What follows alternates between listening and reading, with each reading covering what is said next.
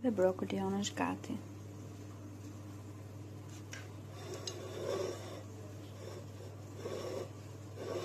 Sot do gatuajmë brokoli kremozë në furrë.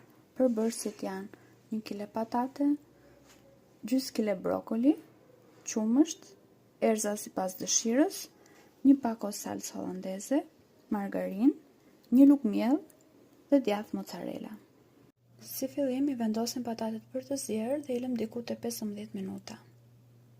Pasi patatet janë zbutur, shtojmë brokolit dhe i lëm diku te 5 minuta të tjera të ziejë bashkë me patatet.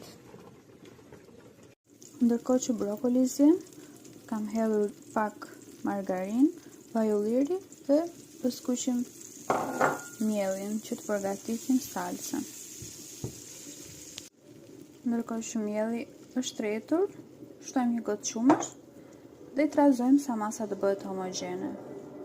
Ndërkohë që masa është trashur pak, hedhim erëzat sipas dëshirës dhe shtojmë salcën hollandeze dhe i trazojmë së bashku. Atëherë salca është gati, edhe brokoli me patatet janë gati, bëhemi gati të shtrojmë në tavë për pjekje. Ndërkohë që kemi shtruar patatet dhe brokolin në tavë, i mbulojmë me salcën që kemi përgatitur të gjithën.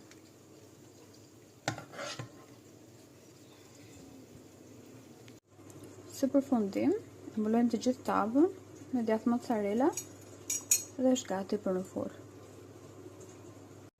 Dhe tava është gati për të shërbyer. Mendoj që ka dalë mrekullueshme.